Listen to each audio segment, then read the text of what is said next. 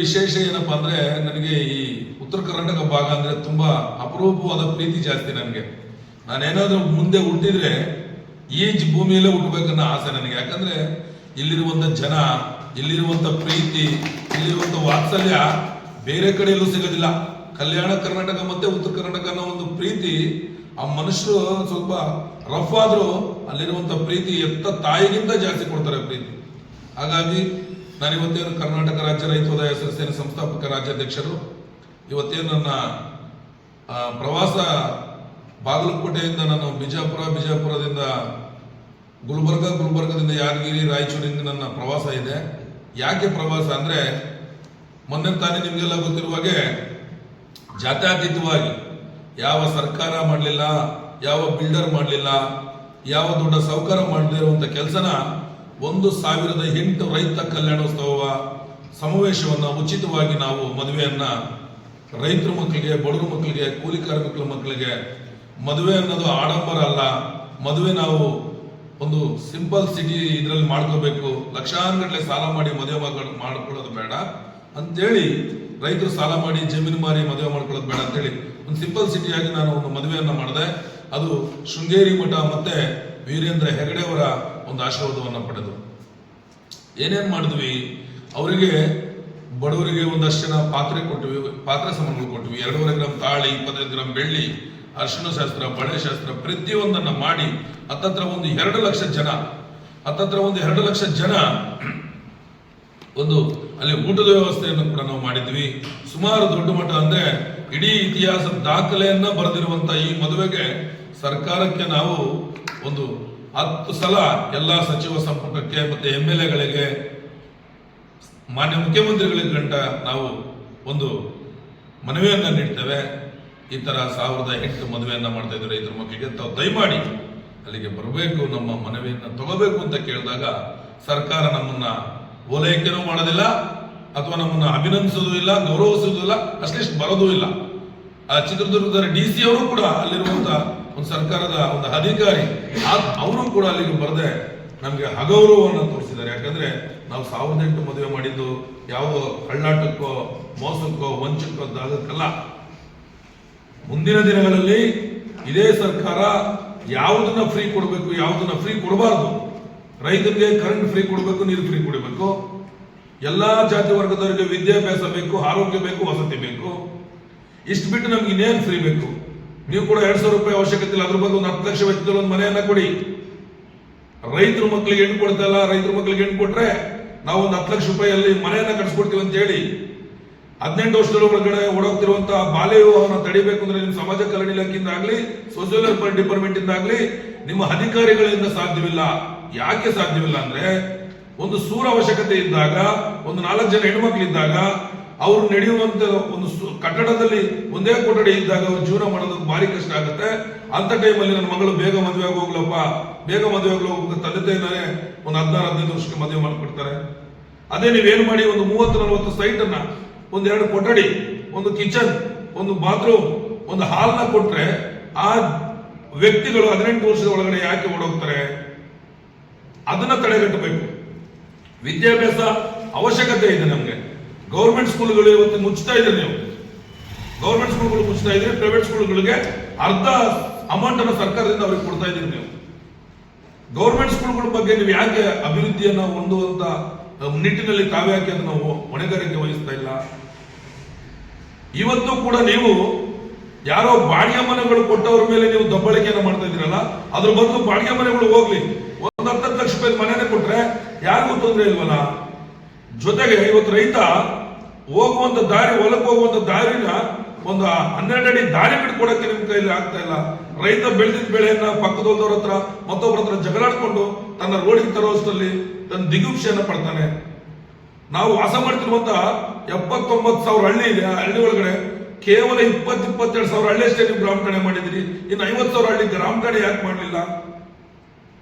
ಎಷ್ಟು ಹಳ್ಳಿಗಳು ಇನ್ನೂ ಹತ್ತತ್ರ ಒಂದು 4-5 ಸಾವಿರ ಹಳ್ಳಿಗೆ ವಿದ್ಯುತ್ ಇಲ್ಲ, ರೋಡ್ ಇಲ್ಲ, ಬಸ್ ವ್ಯವಸ್ಥೆ ಇಲ್ಲ, ಶಾಲೆಗಳಿಲ್ಲ. ನೀವು ಇಂಥ ಕಾರ್ಯಕ್ರಮಗಳು ಮಾಡೋದು ಬಿಟ್ಟು ಯಾವುದೋ ಬಿಟ್ಟಿಗೆ ಭಾಗ್ಯಗಳು ಕೊಟ್ವಿ, ರೈತರಿಗೆ ಒಂದಷ್ಟು ಸಬ್ಸಿಡಿ ಕೊಟ್ವಿ, ರೈತರಿಗೆ ಅಷ್ಟೊಂದು ಪರಿಹಾರ ಕೊಟ್ವಿ ಅನ್ನೋ ಬದಲು ರೈತರಿಗೆ 224 ಕ್ಷೇತ್ರದಲ್ಲಿ ನೀರಾವರಿಯನ್ನು ಕೊಡಬೇಕು, ಅಣೆಕಟ್ಟುಗಳನ್ನು ಕಟ್ಟಬೇಕು, 5800 ಗ್ರಾಮ ಪಂಚಾಯತ್ ಒಳಗಡೆ ರೈತ ಕೇಂದ್ರವನ್ನು ತೆಗಿಬೇಕು. ಆ ರೈತ ಕೇಂದ್ರವನ್ನು ತೆಗೆದ್ರೆ ಸುತ್ತಮುತ್ತ ಪಂಚಾಯತ್ ಒಳಗಡೆ ರೈತ ಬೆಳೆದಿದ್ದ ತಂದು ಮಾರ್ಕೆಟ್ ಇಲ್ಲೇ ಮಾರ್ಕೆಟ್ ಏನೋ ಮಾಡಿದ್ರೆ ಅವ್ನು ಬೆಳೆದಿದ್ದ ಬೆಳೆಗೆ ಅಲ್ಲೆಲ್ಲೋ ಮಾರ್ಕೆಟಿಗೆ ಹೋಗೋ ಬದಲು ಅಲ್ಲಿಗೆ ಬಸ್ ಚಾರ್ಜ್ ಮತ್ತೆ ಟ್ರಾವೆಲ್ ಚಾರ್ಜ್ ಜಾಸ್ತಿ ಆಗುತ್ತೆ.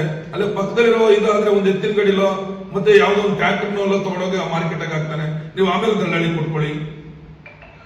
ರೈತರಿಗೆ ಬೇಕಾಗಿದ್ದನ್ನ ನೀವು ಕೊಡ್ತಾ ಇಲ್ಲ, ವಿದ್ಯಾವಂತರಿಗೆ ಬೇಕಾಗಿದ್ದನ್ನು ಕೊಡ್ತಾ ಇಲ್ಲ, ಆರೋಗ್ಯ ಕೊಡ್ತಾ ಇಲ್ಲ, ವಿದ್ಯಾಭ್ಯಾಸ ಇಲ್ಲ, ವಸತಿ ಇಲ್ಲ. ಮತ್ತೆ ಯಾಕೆ ನೀವು ಈ ತರ ಎಲ್ಲ ಮಾಡ್ತಾ ಇದ್ದೀರಿ?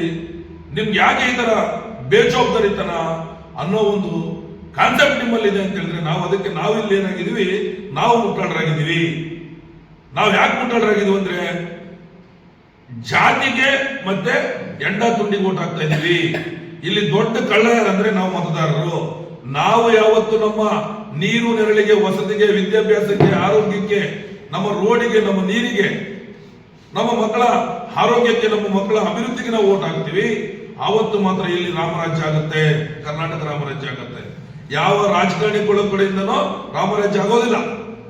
ಬಾಬಾ ಸಾಹೇಬ್ ಅಂಬೇಡ್ಕರ್ ಏನ್ ಕೊಟ್ಟವ್ರೆ ಸಂವಿಧಾನ ನಮ್ಗೆ, ಆ ಸಂವಿಧಾನ ಯಾವ ತರ ಕೊಟ್ಟರು ಅಂದ್ರೆ ನಿಮ್ಮ ಹಕ್ಕುಗಳನ್ನ ನೀವು ಪಡೀರಿ. ನಿಮಗೆ ಯಾರು ದಬ್ಬಾಳಿಕೆ ಮಾಡ್ತಾರೆ ಅದನ್ನು ನೀವು ಹೋರಾಟ ಮುಖಾಂತರ ತಗೊಳ್ಳಿ. ನಿಮ್ಗೆ ಏನ್ ಬೇಕೋ ಅದು ನೀವು ಹೋರಾಟ ಮುಖಾಂತರ ತಗೊಳ್ಳಿ ಅಂತ ಹೇಳಿ ಕೊಟ್ಟಿದ್ದಾರೆ ವಿನಃ ಕೊಡುವಂತ ಆ ಮತದಾನ ಡೈಮಂಡ್, ಅದು ಮತದಾನ ಅನ್ನೋದನ್ನ ನಾವು ಏನ್ ಮಾಡ್ತಾ ಇದೀವಿ ಅಂತಂದ್ರೆ ಯಾರೋ ಒಂದು 500,000 ರೂಪಾಯಿ ಸೇವ್ ಮಾಡ್ಬಿಡ್ತಿದೀವಲ್ಲ. ಒಂದು ಕ್ಷೇತ್ರಕ್ಕೆ ಕಮ್ಮಿ ಅಂದ್ರೆ 3 ಕೋಟಿ ರೂಪಾಯಿ ಖರ್ಚು ಮಾಡ್ತಾನೆ ಒಬ್ಬ MLA. 3 ಪಕ್ಷದವ್ರು 100 ಕೋಟಿ ಅಂದ್ರೆ 300 ಕೋಟಿ. ಆ 300 ಕೋಟಿ ರೂಪಾಯಿ ನಮ್ಗೆ ಅಭಿವೃದ್ಧಿಗೆ ಆಗೋದಿಲ್ವೇ? ನೀವು ಕೂಡ 500,000 ಇಸ್ಕೊಬಿಟ್ಟು ನೀವು ಹೇಳ್ಬೇಕಿತ್ತು ಅವತ್ತೇನಂತೇಳಿ, ನೋಡಪ್ಪ ನನ್ನ ಮಗ KS ಓದ್ತಿದ್ದಾನೆ, ನನ್ನ ಮಗ ತಹಸೀಲ್ದಾರ್ ಓದ್ತಿದ್ದಾನೆ, ನನ್ನ ಮಗ PDO ಓದ್ತಿದ್ದಾನೆ, ನನ್ನ ಮಗ ಮಾಸ್ಟರ್ ಓದಕತ್ತಾನ, ನನ್ನ ಮಗ ಒಬ್ಬ ಪೊಲೀಸ್ ಓದಕತ್ತಾನ. ಇದನ್ನ ನಾವು ಹೇಳಲೇ ಇಲ್ಲ ಅವರಿಗೆ. ಅವು ಎಲೆಕ್ಷನ್ ಟೈಮಿಗೆ ಬಂದ್ವಿ, ಅವನಷ್ಟೊಂದು ಕೊಟ್ಟ ಎಂಡ ತುಂಡಿಗೆ ಇಟ್ಕೊಂಡ್ವಿ, ಕುಡಿದ್ವಿ, ಎಲೆಕ್ಷನ್ ಮಾಡಿದ್ವಿ, 5 ವರ್ಷ ನಾವು ಬಾಯಿ ಪಡ್ಕೊಳಕತ್ತೀವಿ. ಇದನ್ನ ಬಿಡಬೇಕು. ನನ್ನ ಉದ್ದೇಶ ಇಷ್ಟೇ. ನಾನಿವತ್ತು 1008 ಮದುವೆ ಮಾಡಿದ್ದೀನಿ. ಯಾವ ಸರ್ಕಾರನು ಕೂಡ ಇಂಥ ಕಾರ್ಯಕ್ರಮ ಮಾಡ್ಲಿಕ್ಕೆ ಅವ್ರಿಗೆ ತಾಕತ್ತಿದ್ರೆ ಮಾಡಿ ತೋರಿಸ್ಲಿ. ನಾನೊಬ್ಬ ರೈತರ ಮಗ ಏನಿಲ್ದಿರುವಂತ ನಾಸ್ತಿಕ. ನಾನು 1008 ಮದುವೆ ಮಾಡಿದ್ದೀನಿ ಅಂದ್ರೆ ಏನಕ್ಕೆ ಮಾಡಿದೆ? ಸರ್ಕಾರ ರೈತರ ಬಗ್ಗೆ ಅಪಸ್ವರ ಹೊರಟಿದೆ, ಅಪಪ್ರಚಾರ ಮಾಡ್ತಾ ಇದೆ. ನಾವು ಅದು ಕೊಡ್ತಾ ಇದೀವಿ, ಇದು ಕೊಡ್ತಾ ಇದೀವಿ. ರೈತರು ಸಾಲ ಕೈಲಾಗ್ತಾ ಇರುವಂತ ಒಂದು ಬಿರುದನ ಕೊಡಕ್ ಹೊರಟಿದೆ ನಮ್ಮ ಮೇಲೆ. ಯಾಕೆ ಅವ್ರು ಕೂಡ 500,000 ಇಸ್ಕೊಳಕತ್ತೀವಲ್ಲ, ಅದಕ್ಕೆ ನಮ್ ಕೈಲಾದ್ರು ಅಂತೇಳಿ. ಈ ದೇಶಕ್ಕೆ ಮತ್ತೆ ಈ ಭೂಮಿಗೆ ಪ್ರೀತಿದಾಯಕ ಮತ್ತೆ ಈ ದೇಶ ಉಳಿಲೇಬೇಕಂದ್ರೆ ರೈತ ಈ ದೇಶದ ಬೆನ್ನೆಲುಬಾಗಬೇಕು. ಈ ದೇಶದ ಮುಖ್ಯಮಂತ್ರಿ ಆಗ್ಬೇಕು ರೈತ. ಈ ರಾಜ್ಯದ ಒಳ್ಳೆ ಉನ್ನತ ಚುಕ್ಕಾಣಿಯನ್ನ ರೈತರ ಮಕ್ಕಳು ಹಿಡಿಯಬೇಕಾಗಿದೆ. ಆದ್ರೆ ರೈತರ ಮಕ್ಕಳು ಇವತ್ತು ಚುಕ್ಕಾಣಿ ಹಿಡಿಲಿಲ್ಲ, ವಿಧಾನಸೌಧಕ್ಕೆ ನಾವು ತೆರಳಿಲ್ಲ, ಪ್ರವೇಶ ಮಾಡಲಿಲ್ಲ ಅಂದ್ರೆ ಮುಂದಿನ ದಿನಗಳಲ್ಲಿ ಅಧಿಕಾರಿಗಳೇ ಚುನಾವಣೆಗೆ ಭಾಗವಹಿಸ್ತಾರೆ. ಅಧಿಕಾರಿಗಳು ನಮ್ಮನ್ನ ಈಗ ಬಳಕೆ ಮಾಡ್ತಿರೋದಲ್ಲ, ಇದು ಅಪ್ಪನಂತ ಬಳಕೆ ಮಾಡ್ತಾರೆ. ಗೌರ್ಮೆಂಟ್ ಶಾಲೆ ಒಳಗಡೆ ನಡೀತಿರುವಂತ ಒಂದು ಭ್ರಷ್ಟಾಚಾರ, ಗೌರ್ಮೆಂಟ್ ಹಾಸ್ಟೆಲ್ಗಳಲ್ಲಿ ನಡೀತಿರುವಂತ ಒಂದು ಭ್ರಷ್ಟಾಚಾರ, ಇದನ್ನ ತಡೆಗಟ್ಟಬೇಕು. ಮಕ್ಕಳಿಗೆ ಒಳ್ಳೆ ವಿದ್ಯಾಭ್ಯಾಸ ಬೇಕು. ಇದನ್ನ ಮಾಡ್ಬೇಕಂದವ್ರು ಯಾರು? ನಾವೆಲ್ಲ ಸೇರಿ ಮಾಡ್ಬೇಕಿಲ್ಲಿ. ಮಾಧ್ಯಮದವರು ಸೇರ್ಕೋಬೇಕು, ರೈತರು ಸೇರ್ಕೋಬೇಕು, ವಿದ್ಯಾವಂತರು ಸೇರ್ಕೋಬೇಕು. ಇವರೆಲ್ಲ ಸೇರ್ಕೊಂಡ್ರೆ ನಮ್ಮ ಕರ್ನಾಟಕವನ್ನು ಸುಭದ್ರ ಕರ್ನಾಟಕವನ್ನು ಮಾಡಬಹುದು. ನಾನು ಮಾನ್ಯ ಮುಖ್ಯಮಂತ್ರಿಗಳಿಗೆ ಹೋಗಿ ಹೇಳಿ ಬಂದೆ, ನಾನು 1008 ಮದುವೆ ಮಾಡ್ತಾ ಇದ್ದೀನಿ ಗುರುಗಳೇ ಅಂತ. ದಯಮಾಡಿ ಡಿಸೆಂಬರ್ 7 ತಾರೀಕು ಬರಬೇಕು ಅಂತೇಳಿ. ನಾನು 1008 ಮದುವೆ ಮಾಡ್ಲಿಕ್ಕೆ ಬರಲಿಲ್ಲ. ಅವರು ಅಲ್ಲೆಲ್ಲೋ ಒಬ್ಬ MLAಗೆ ಹೆಲಿಕಾಪ್ಟರ್ ನಲ್ಲಿ ಇಳಿದು ಮದುವೆ ಮಾಡಿ ಬರ್ತಾರೆ. ಅವರು ನಾಚಿಕೆ ಆಗ್ಬೇಕಲ್ಲ ಇವರಿಗೆ.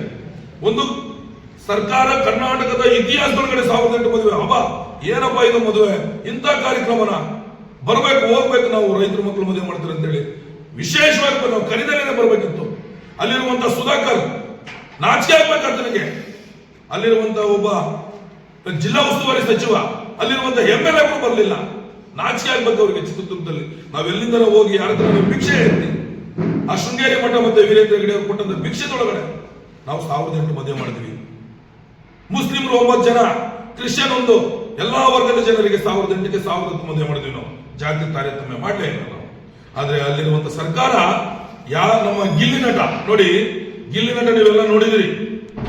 ಅವನು ರೈತರ ಮಗನ ನಾನೇನು ಬೇಜಾರು, ನಾನೇನು ತಪ್ಪಂತಿಲ್ಲ. ಆದ್ರೆ ಆತ ಗೆದ್ದಿದ್ದಕ್ಕೆ ಇಡೀ ದೇಶಕ್ಕೆ ಪ್ರಿಯ ಮುಖ್ಯಮಂತ್ರಿಗಿಂತ ಜಾಸ್ತಿ ಗೌರವ ಕೊಟ್ರಿ. ಇಡೀ ಸಚಿವ ಸಂಪುಟ ಹೋಗಿ ಅವ್ರ ಮನೆ ಬೂಟ್ ಹಾಕಿದ್ರಿ, ಅವ್ರಿಗೆ ಕಳಿಸಿ ಸನ್ಮಾನ ಮಾಡಿದ್ರಿ. ನಾವು 1008 ಮದುವೆ ಮಾಡಿದ್ವಲ್ಲ, ನಾವು ತಲೆ ಹಿಡಿದ್ವಾ ಅಥವಾ ನಿಮ್ ತರ ಭ್ರಷ್ಟಾಚಾರ ಮಾಡ್ತಾ ಇದೀವಾ? ನಿಮಗೆ ನಾಚಿಕೆ ಆಗ್ಬೇಕು. ನೀವು ಈಗಲೂ ಕೂಡ ಒಬ್ಬ ಸಂಘಟನೆ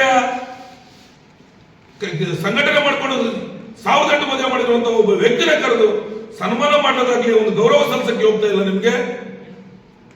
ನಿಮ್ಮ ರಾಜಕೀಯ ಪ್ರೀತಿಗೋಸ್ಕರ ಎಲ್ಲಿ ರೈತರ ಮಕ್ಕಳು ಮದುವೆ ಮಾಡಿದ್ರೆ ಅಂತ ಹೇಳಿದ್ರೆ ನಿಮಗೆ ನಾಚಿಕೆ ಆಗುತ್ತೆ ಅಂತ ಹೇಳಿ ಕರೆಯಕ್ಕೆ ಹೋಗ್ತಿಲ್ಲ ಅಂತ ಹೇಳಿ ತಾವು ಆ ರೈತರಿಗೆ ತುಂಬಾ ಅಗೌರವವನ್ನು ತೋರಿಸಿರುವಂತಹ ಸರ್ಕಾರ ಮುಂದಿನ ದಿನಗಳಲ್ಲಿ ಖಂಡಿತವಾಗ್ಲೂ ನಿಮಗೆ ಚೀಮಾರಿಯನ್ನು ನಾವು ಹಾಕೇ ಹಾಕ್ತೀವಿ. ಈಗ ಆಲ್ರೆಡಿ 86,000 ಜನ ನನ್ನ ಸಂಘಟನೆ ಒಳಗಡೆ ಇರುವಂತದ್ದು.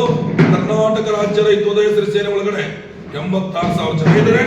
224 ಕ್ಷೇತ್ರ 31 ಜಿಲ್ಲೆ ಒಳಗಡೆ ಇದೀವಿ. 6 ರಿಂದ 17 ಜನ ನಮ್ಮ ಲಾಯರ್ಗಳಿದ್ದಾರೆ. ಅವರೆಲ್ಲ ನಾವು ಸೇರಿ ನಿಮಗೆ ತಕ್ಕ ಪಾಠವನ್ನು ಕಲಿಸ್ತೀವಿ. ರೈತರ ಮಕ್ಕಳು ಖಂಡಿತವಾಗ್ಲೂ ಮುಂದಿನ ದಿನಗಳಲ್ಲಿ ಒಂದು 15-20 ಜನನ ನಾವು ಕರ್ಕೊಂಡೆ ರೈತರ ಮಕ್ಕಳನ್ನ ಕರ್ಕೊಂಡು ನಾವು ವಿಧಾನಸೌಧ ಪ್ರವೇಶ ಮಾಡ್ತೀವಿ. ನಿಮ್ಮನ್ನ ಕಿತ್ತು ಹೊರಗಡೆ ಹಾಕ್ತೀವಿ. ನಾವು ಕೂಡ ವಿಧಾನಸೌಧದೊಳಗಡೆ ನಾವು ಕೂಡ ಒಬ್ಬರು ಶಾಸಕರಾಗಿ ನಮ್ಮ ರೈತ ಬಾಂಧವರೆಲ್ಲ ನಾವೆಲ್ಲ ಬರ್ತಾ ಇದ್ದೀವಿ. ನಾವು ಬಂದು ನಮ್ಮದೇ ಆದ ಚಿಕ್ಕಣಿಯನ್ನು ಇಡ್ತೀವಿ. ಅವಾಗ ಯಾವ ಜಾತಿ ತಾರತಮ್ಯ ನಾವು ತರೋದಿಲ್ಲ. ನಿಮ್ಮಂತಹ ಭ್ರಷ್ಟ ರಾಜಕಾರಣಿಗಳು ಇಲ್ಲಿ ಬೇಡವೇ ಬೇಡ. ನಮ್ಗೆ ನಾವು ಬಾಬಾ ಸಾಹೇಬ್ ಅಂಬೇಡ್ಕರ್ ಕೊಟ್ಟಂತ ಸಂವಿಧಾನವನ್ನ ಹುಡುಕ್ತಾ ಇದೀವಿ. ಅಷ್ಟೇ ಬೇಕು ಅಂತೇಳಿ ನಾನು ಇವತ್ತೇನು ದೇವರಿಪ್ಪರಿಗೆಯ ನನ್ನ ರೈತ ಬಾಂಧವರಲ್ಲಿ ವಿಶೇಷವಾಗಿ ನಾನು ತಮ್ಮಲ್ಲಿ ಮನವಿಯನ್ನು ಮಾಡ್ತಾ ಎರಡೇ ಎರಡು ರೈತ ಬೆಳೆದ ದೇಶ ಸೈನಿಕ ದೇಶ ಕಾಯ್ದ ಅಂತಂದ್ರೆ ನಾವು ಸುರಕ್ಷಿತ ಇರಾಕ್ ಸಾಧ್ಯ. ನಾವು ಯಾವುದೇ ಸಂಘಟನೆಯಲ್ಲಿ ಯಾವುದೇ ಇರಲಿ, ನಾವು ರಾಜಕಾರಣ ಅಂತ ನಮ್ಮ ಮಧ್ಯೆ ವಿಶೇಷವಾಗಿ ನಾವು ಮಾತಾಡೋದೇ ಇಲ್ಲ. ಅವ್ರು ತಮ್ಮ ವ್ಯತ್ಯೆ ತೋರ್ಕೊಂಡ್ರೆ ಅವ್ರು ಒಬ್ಬ ರೈತಗ ಇವರು ಹೇಳಿದ್ರ ಮೇಲೆ ನಾವು ಅರ್ಥ ಮಾಡ್ಕೋಬೇಕು. ನಮ್ಮ ಇದರ ದೇಶದಲ್ಲಿ ರೈತನಿಗೆ ಎಷ್ಟು ಬೆಲೆ ಅದ, ಹೋರಾಟಗಾರರಿಗೆ ಬೆಲೆ ಇಲ್ಲ ಅಂದ್ರೆ ಮತ್ತೆ ರೈತರಿಗೆ ಎಷ್ಟು ಅಲ್ಲಿ ಬೆಲೆ ಇಲ್ಲ. ಯಾವುದೇ ಸರ್ಕಾರಗಳು ಈ ಸರ್ಕಾರಗಳು ತನ್ನೋದಿಲ್ಲ.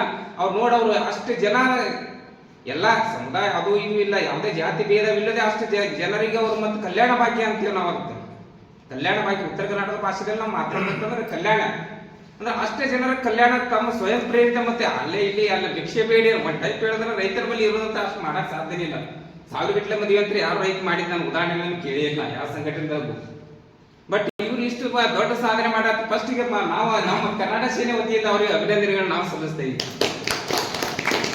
ಮತ್ತ ವಿಶೇಷವಾಗಿ ಹೇಳ್ತಾ ನಮ್ಮ ಕಲ್ಯಾಣ ಕರ್ನಾಟಕ ರೈತರ ವತಿಯಿಂದ ಮತ್ತೆ ಅವರಿಗೆ ಧನ್ಯವಾದಗಳನ್ನ ಸಲ್ಲಿಸ್ತೇವೆ. ಯಾಕಂದ್ರೆ ರೈತ ಮನಸ್ಸು ಮಾಡ್ದ ಅಂತಂದ್ರ ಅವ್ರು ಹೇಳಿದ್ರೆ ಒಂದ ಮಾತಿನ ಸೂಕ್ಷ್ಮವಾಗಿ ಹೇಳಿದ್ರೆ ವಿವರಣೆಗಳನ್ನು ಜಾಸ್ತಿ ಕೊಡ್ಲೇ ಇಲ್ಲ. ಅವರು ರೈತ ಮನಸ್ಸು ಮಾಡ್ದ ಅಂತಂದ್ರೆ ಈ ಜಗತ್ತನ್ನೇ ಆಳುವ ಶಕ್ತಿ ಅವ್ರ ಬಲ್ಲಿ ಐತೆ ಅಂತ ಹೇಳ್ತಾರ. ಯಾಕ ಎಲ್ಲರೂ ನಾವು ನೌಕರಿನೂ ಮಾಡ್ಬೋದು, ಇದನ್ನು ಮಾಡ್ಬೋದು. ಪ್ರತಿಯೊಬ್ಬ ರೈತ ತನ್ನ ಬೆವರು ಸುಳಿಸಿ ಬೆಳೆ ಬೆಳಿದಾರ ಇದ್ದ ಅಂತಂದ್ರೆ ನಾವು ಊಟ ಮಾಡೋದಕ್ಕೆ ಸೂಕ್ಷ್ಮವಾಗಿ ಹೇಳಿದ್ರೆ ವಿವರಣೆಗಳನ್ನು ಜಾಸ್ತಿ ಕೊಡ್ಲೇ ಇಲ್ಲ. ಅವರು ರೈತ ಮನಸ್ಸು ಮಾಡ್ದ ಅಂತಂದ್ರೆ ಈ ಜಗತ್ತನ್ನೇ ಆಳುವ ಶಕ್ತಿ ಅವ್ರ ಬಲ್ಲಿ ಐತೆ ಅಂತ ಹೇಳ್ತಾರ. ಯಾಕ ಎಲ್ಲರೂ ನಾವು ನೌಕರಿನೂ ಮಾಡ್ಬೋದು, ಇದನ್ನು ಮಾಡ್ಬೋದು. ಪ್ರತಿಯೊಬ್ಬ ರೈತ ತನ್ನ ಬೆವರು ಸುಳಿಸಿ ಬೆಳೆ ಬೆಳಿದಾರ ಇದ್ದ ಅಂತಂದ್ರೆ ನಾವು ಊಟ ಮಾಡಕ್ ಸಾಧ್ಯ ಇಲ್ಲ. ಯಾವುದೇ MLA ಇರ್ಲಿ, MP ಇರ್ಲಿ, ಪ್ರಧಾನ ಮಂತ್ರಿ ಇರ್ಲಿ, ಯಾಕೋ ನೌಕರಸ್ನೇ ಇರ್ಲಿ, ರೈತ ಬೆಳೆದಾತ ಅವನಿಗೆ ಈಗ ಬೆಲೆ ಕಳ್ಕೊಂಡ್ಬಿಟ್ಟಾನ. ಈಗ ಎಲ್ಲಾ ಸರ್ಕಾರದಿಂದ ಇರ್ಲಿ ಇವಾಗ ಇರ್ಲಿ ಒಬ್ಬ ರೈತ ಬೆಲೆ ಯಾವಾಗ ಕೊಡ್ತಾರ ಆ ಸರ್ಕಾರ ಮತ್ತೆ ರೈತ ಉದ್ಧಾರ ಆಗಕ್ ಸಾಧ್ಯ. ಕೆಲವು ಮಂದಿ ರೈತರ ಹತ್ರ ಕೆಲವನ್ನ ನೋಡ್ತಿರ್, ಕೆಲವು ಈ ಸದ ಅದೇ ಪರಿಸ್ಥಿತಿ ಹೇಳ್ಬೇಕು ಅಂತಂದ್ರೆ ಈ ವರ್ಷ ಇಷ್ಟು ಮಟ್ಟಿಗೆ ಇದೀನಿ ನಾನು. ಹೋದ್ ವರ್ಷ ಅತಿ ಹೆಚ್ಚು ಈ ಸದ ಅವ್ರಿಗೆ ಒಂದು ನಾನೇ ವಿನಂತಿ ಹೇಳ್ಬೇಕು ಅಂದಿದ್ದೇನ. ಎಲ್ಲಾ ಬೆಳೆಗಳೇ ಪರಿಹಾರ ಕೊಡ್ತಾರ. ನಮ್ಮಲ್ಲಿ ಅತಿ ಹೆಚ್ಚು ನಾವು ರೈತ ನಷ್ಟ ಆಗಿದ್ದು ಅಂತಂದ್ರೆ ತೊಗರಿನೇ. ನಾವು ಅತಿ ಹೆಚ್ಚು ಮೊದಲೇ ನಮ್ ತೊಗರೆ ಕಣದಲ್ಲ, ತೊಗರೆ ಕಣದ ನಮ್ಮಲ್ಲಿ ಕಲಬುರಗಿ ಅಂತಾರ. ನಾವು ಜೋಳ ಗೋಧಿ ಬೆಳೆ ಪ್ರದೇಶ ಆದ್ರೆ ಈಗ ಅದನ್ನ ಬಿಟ್ಟು ನಾವು ಆರ್ಥಿಕ ಬೆಳೆ ಉದ್ದೇಶದಿಂದ ನಾವು ತೊಗರಿ ಬಿತ್ತಿದ್ದೀವಿ. ಈಗ ಹೋದ್ ಸರಿ ಹೇಳ್ಬೇಕಂದ್ರೆ ಸರ್ ಅತಿ ಹೆಚ್ಚು ಮಳೆ ಆಯ್ತು, ಮಳೆ ಹಾಕಿ ಎಲ್ಲಾನು ಬಂದಾವ್. ಆದ್ರೆ ಹತ್ತಿ ಇನ್ಶೂರೆನ್ಸ್ ಕೊಟ್ರ ಬಟ್ ತೊಗರಿಗೆ ಇನ್ಶೂರೆನ್ಸ್ ಬಂದಿಲ್ಲ. ಅತಿ ಹೆಚ್ಚು ನುಕ್ಸಾನ ಆದವ್ರೆ ನಾವು. ಈ ಸದ್ ನೋಡ್ರಿ ನಮ್ ಕಡಲೆ ಬೆಳೆ ಬೆಳೆದಿದ್ದು ಅತಿ ಹೆಚ್ಚಾಗಿ ಕೆಲವು ರೈತರಿಗೆ ಕಡಲೆ ಬೆಳೆ ಬೆಳೆದಾರ, ದರನೇ ಇಲ್ಲ. ತೊಗರಿ ಕೇಂದ್ರ ಇದು ಕೇಂದ್ರ ಕಡಲಿ ಕೇಂದ್ರ ತೆರಿ ಅಂತಂದ್ರೆ ಯಾವ್ದೇ ಸರ್ಕಾರ ಮುಂದೆ ಬರುವ ತೊಗರಿ ಆ ಕೇಂದ್ರ ತೆರೆಯೋದು. ತೊಗರಿ ಕೇಂದ್ರಗಳ ತೆರೆದ್ರು ಅಲ್ಪ ಸ್ವಲ್ಪ ತುಂಬಿದ್ರು ಬಿಟ್ಟು ಅದನ್ನ. ಯಾಕಂದ್ರೆ ರೈತರಿಗೆ ವಿಶೇಷವಾಗಿ ಹೇಳಿದ್ರೆ ಕಡ್ಲಿ ಕೇಂದ್ರ ನಿಮ್ಮದಿಂದ ಮನವಿ ಕೊಡ್ರಿ. ಯಾಕ ನಾವು ಕೊಡಕ್ಕೆ ನಾವು ಕರ್ನಾಟಕ ಮೊನ್ನೆ ನಾನು ಯಾದಗಿರಿ ಮಾತಾಡಿದ್ದೀನಿ ಸರ್. ಕಡ್ಲೆ ರೇಟ್ 10,000 ರೂಪಾಯಿ ಮಾಡಿ ಇದು ಏನು ನಮ್ಮ ತೊಗರಿ ಇತ್ತಲ್ಲ ಅದು 8,000 2,000 ಏನೋ ಮಾಡಿದ್ರಂತೆ. 15,000 12,000 ಏನಿತ್ತು ಹೋದ್ಸಲ, 12,000 ಹೆಚ್ಚಿದ್ರೆ ಇತ್ತು. ನೀವು 15,000 ಮಾಡಿ ಅಂತ ಆಲ್ರೆಡಿ 2 ತಿಂಗಳು ಮುಂಚೆನೆ ನಾನು ಯಾದಗಿರಿ ಒಳಗಡೆ ಮಾತಾಡಿದ್ದೀನಿ ಅದನ್ನ. ಇಲ್ಲ ಸರ್, ಈ ಬಗ್ಗೆ ಇದ್ರ ಬಗ್ಗೆ ನಾನು ಪ್ರಸ್ತಾಪ ಕೊಡ್ತೇನೆ. ಈಗ ಕಲಬುರಗಿಯಲ್ಲಿ ಮನೆ ಇವರು ಇದು ಮಾಡಿದಾರ ಅವರು, ಅದು ಯಾಕೋ ತೊಗರಿ ಬೆಳೆಗಾರ ಸಂಘದಿಂದ ಅವ್ರು ಕನಿಷ್ಠ ಬೆಲೆ ಅಂತಂದ್ರ ಕನಿಷ್ಠ ಬೆಲೆ 12-15 ಸಾವಿರ ಮಾಡತ್ ಹೇಳಿದ್ರ, ಕಡ್ಲೆ ಬೆಳೆಗೆ 10 ಸಾವಿರ ಮಾಡತ್ ಹೇಳಿದ್ರಿ. ಈ ಸದ್ಯ ತೊಗರಿ ಕಡ್ಲೆ ಬೆಳೆ ಅಂತಂದ್ರ 5,800 ಐತಿ ಸರ್ಕಾರದಿಂದ, ಈಗ ತೊಗರಿ ಅಂದ್ರೆ 8,000 ಐತಿ. ಹೌದು. ಅದ್ರ ಅದನ್ನ ಹೆಚ್ಚಿನ ಮಾಡತ್ತೇಳಿ ಅವರು ಪ್ರೊಟೆಸ್ಟ್ ಮಾಡಾಕತ್ತಾರ. ಬಟ್ ಈ ವರ್ಷ